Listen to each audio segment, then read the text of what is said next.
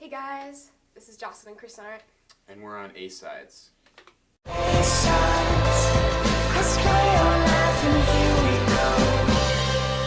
guys are in a band together, right? You're making music together, you go to school together. Mm-hmm. And I barely talk to my own sister. So talk to me a little bit about, the dynamic between you two off stage, in school, on stage, that kind of thing. Oh yeah, we hate each other. Yeah, it's pretty rough. Obvious. Yeah. I can tell. Yeah. There's a lot of friction going on. Yeah, so much. That's where all the song drama comes from. We're just like, yeah. No, we're actually like really good friends. He's my best friend. That's super cheesy, but it's true. Our parents are super proud. They're like so glad that we don't hate each other. But yeah, no, we've sort of grown up doing this together. It's sort of a part of our relationship as siblings. It's just writing music. Yeah. So. I mean, this is like the whole, not to say it's a cliche, but like, the sibling musicians, like you've been playing forever. Like, did you have lessons early on? Yeah. Were you in your middle school production on Les Mis? I don't know what the hell I'm talking about, but you know what I'm saying. Yeah, no, we started lessons. I think I started piano lessons in 4th grade. Okay. And Chris started a little while after me on the guitar. And, I was in 3rd grade at the time.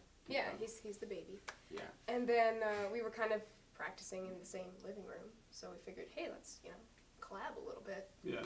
And it kind of snowballed from there. We started a band in high school. That was kind of our weekend job. And it's slowly taken over our whole life. Yeah. And now it's our real job. No complaints. Yeah. Yeah, but it's crazy though, because you're played on college radio and you're in college right now. Yeah, it's insane. That's gotta be a little crazy. It's pretty weird. Yeah, I mean, we're being played on radio at all. We're also on AMA and AAA radio and jam band radio, and it's just, I don't know, the fact that there are people who I don't know that have heard music that I've written is a weird thing to think about. Yeah. Was that my phone that just popped? Did someone just say something on Facebook to me? Let's hope so. I would put it on silent, but I want everyone here to know how important I am. Yeah, that's why I did that. So, all right, so cool. So tell me about the whole songwriting vibe. How does that work? And then also, how the hell do you balance? You guys go to Harvard, so you have to be on your game anyway, Secret right? dorks, yeah. No, but how do you balance it all? Yeah, it gets a little crazy. That is not my phone. I can vouch for it now. I don't know what it is. Just don't worry about it. One of us is guilty. I'm sorry. But there are no beeps. It's all in my head. Yeah. Yeah, no, songwriting is kind of a half and half effort between the two of us. Mm-hmm. So it depends on the song, but usually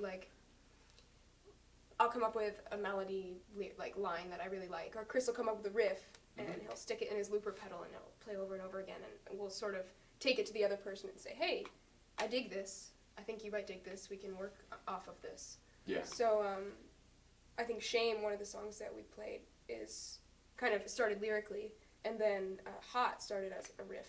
Yeah. So it's sort of we each contribute different pieces to it.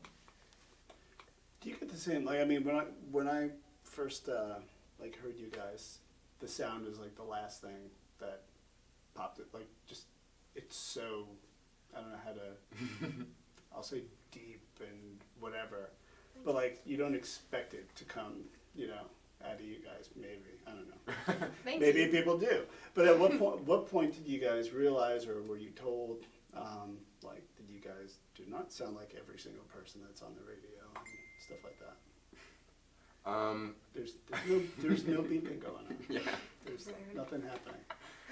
I don't know. We've always kind of when we were very little, basically for as long as I can remember, in our house we had this library that was split half books and half CDs, and we would just go in there and pick a random one off the shelves and plug it in and listen to it. And from there, just because of the kind of music that our parents had in that library, which was super eclectic, we always sort of gravitated towards more old stuff. Particularly me, I'm really into anything from the 60s and 70s. Right.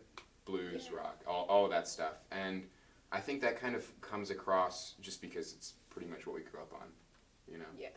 So for sure. That's probably where it's from. You think we're heading toward, not that you guys are experts at this, and I'm certainly not an expert in anything, but how there was the whole folk kind of movement there's a lot more bands who are kind of coming out lately, like with more of like a bluesy feel.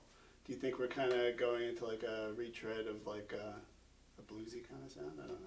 I hope so. Yeah, I really that would be awesome. That. Yeah. It does seem like a trend that, like, you know, maybe a year or two ago you could have just said it was a fad, but it seems to be sticking around for a little bit. Yeah. I think there's a reason. I think it's such like an emotional form of music. You can really like lay it all on the line. Yeah, you can definitely hear what the songwriters were feeling when they wrote the songs in blues, I think.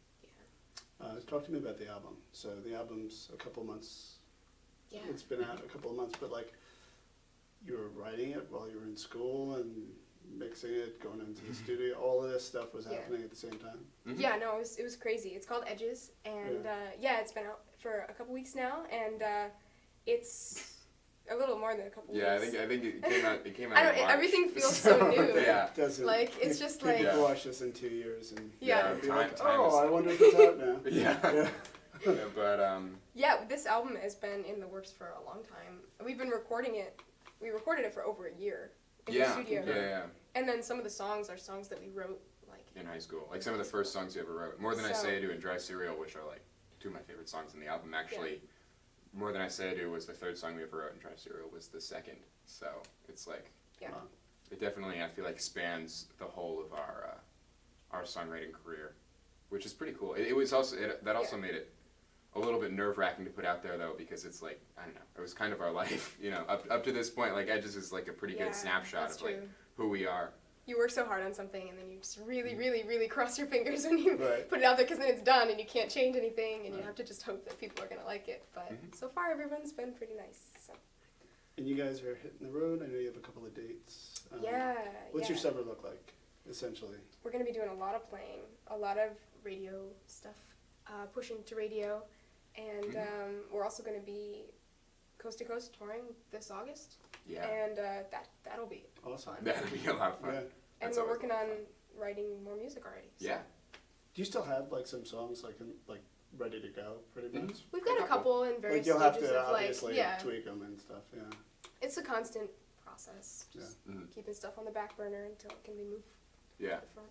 So last question. So I have a 1.5-year-old at home. Any words of wisdom you want to share with him when he figures out to operate a computer, which is sadly pretty soon, probably. Yeah. Chris is the computer savvy guy. I am barely tech literate. It doesn't. Yeah, I don't think it has to be computer related. Oh yeah. Learn how to use the internet. Yeah. Never use Internet Explorer. I know. It's a terrible browser. Yeah. It will probably be discontinued by the time you watch this. Man, just general life wisdom.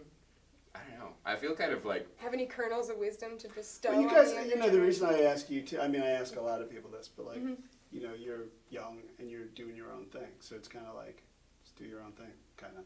I like that. I think that's what I would say. Beat to your own drum. For sure. Yeah. Listen to the music you want to listen to, do the stuff you want to do, and whatever you're going to do, just go for it. Yeah. That's what our parents told us. Yeah.